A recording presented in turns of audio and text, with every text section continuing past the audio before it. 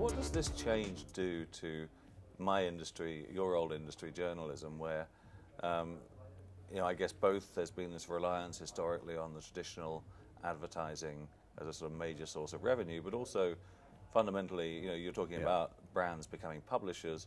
Do they need to, are they going to be going to the Financial Times or whatever, the USA Today, and saying, here's our new product, we're launching it here, or do they actually say, well, we'll bypass the media because the traditional media is actually, there's too much risk involved, because they might actually say what they think, and we can manage the process better through social media? Well, I think that's that's really what's going to play out over the next 2 to 5 years, when all of a sudden Apple controls a TV that has an internet connection on it, and they're a large cable provider without having the infrastructure of a cable company.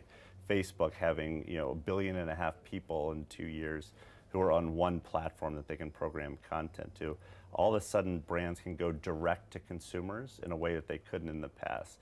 And so it's both a decentralization and really disintermediation of media companies. It used to be that the big media companies controlled access to the almighty consumer, and you had to go through the big media companies to reach the consumer. You don't have to do that anymore.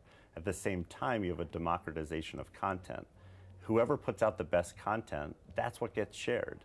Some of the best content's coming from brands. You look at the Victoria's Secret, fashion show. That's a branded content piece. People like scantily clad women who are beautiful, and it's great content.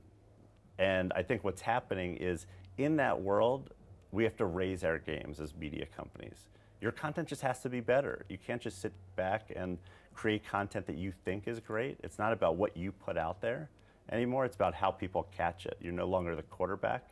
It's really about the wide receiver catching it and running with the content. And I think that as long as the world's great media companies continues to put out great content, they're at a significant advantage. They know how to create content, package content, monetize content at scale globally. So you're not fearful for the media in that sense? I'm fearful of lazy media, and if they think that they're going to rely on the the barriers to entry that they've had in the past, whether it's physical or more kind of qualitative barriers, they're going to get crushed, as they should be. Quality wins.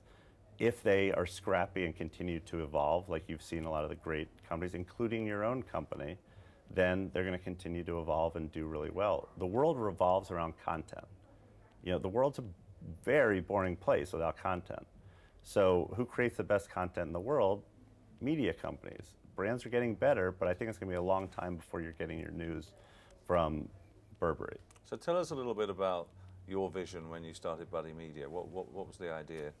Well, our vision when we started, it's my fourth business. We didn't have, I don't write business plans. We get kind of a gut reaction. We start going and you throw stuff against the wall, and eventually something sticks, and then you fund it to scale it, and hopefully good things happen, but usually good things don't happen. It goes out of business, you start again. But with this business, from the beginning, it took off. And it took off because we were really riding the coattails of Facebook specifically, social media generally. MySpace had 150 million people. Yeah, whatever happened to that? And who would have guessed that they're no longer a player, but Facebook grew. And but you're basically, so you saw this trend emerging and you said, we got to get in there, and anyone who says they knew that they knew the intensity and the speed in which Facebook or social media would grow is full of it. Okay, so no one saw it. Even the Facebook team, they didn't see 1 billion users in just a few years from launching. However, as a guy, I like connecting with people through email, through Facebook, and it just hit me as something that made my life better. So I started using Facebook and became a heavy user of Facebook just personally. When they launched their platform, meaning they said other developers can build applications on top of the social graph, on top of this virtual representation of real life relationships, I thought that was a pretty big idea, and I got together with one of the Facebook board members, Peter Thiel, and a guy who ended up created a game company, Mark Pincus, Zynga, which is now a public company, and basically attacked a very simple problem, which is, how is this thing called social media, Facebook specifically, but we knew it was bigger than Facebook, going to affect media, marketing, retailers?